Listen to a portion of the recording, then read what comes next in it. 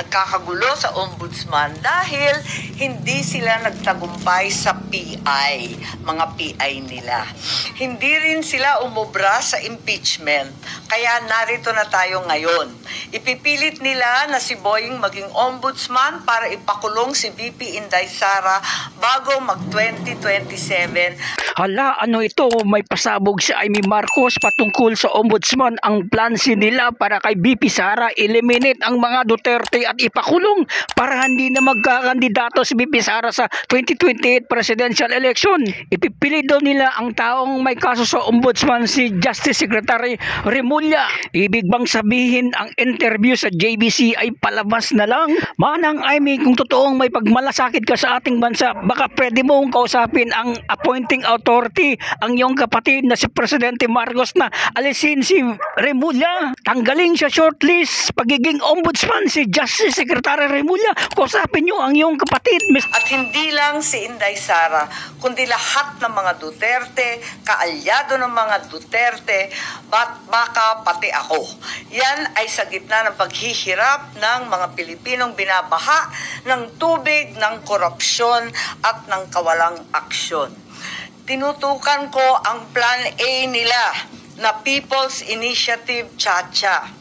Binuking ko ang Plan B, yung impeachment, para mawala sa landas nila si VP Sara sa 2028. Ngayon, nasa Plan C na po tayo, sa ombudsman naman. Noon pa'y nakita ko na, kaya ako nagsampa ng kaso nung May 2, nandun ako sa ombudsman. Kung hindi kayo titigil sa pamumulitika, mag-asaran tayo. Hindi ko rin kayo tatantanan. Para kayong mga kabayong na katapalodo sa 2028, 2026 pa lang ngayon. Napapabayaan nyo ang bayan sa kakaisip ng ambisyon at paraan paano nyo buburahin ang mga nakaharang sa mga maiitim ninyong plano. Nasa 2028 na kayo. 2026 pa lang.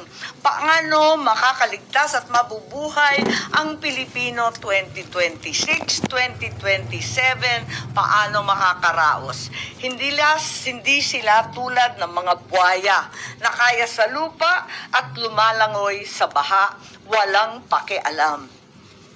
Ngayon, ang OMB, bantayog ng katwiran para sa mga lingkod bayan. Pati ba naman yan, gusto ninyong baluktutin? Habang nagsusumikap ang lahat ng tapat, habang ang lahat ng Pilipino ay galit dahil gustong makakita ng tuwid, habang pilit naming nire-reband na tuwid ang sistema, eto kayo at pilit nyo kinukulot, binabaluktot, ginugulo.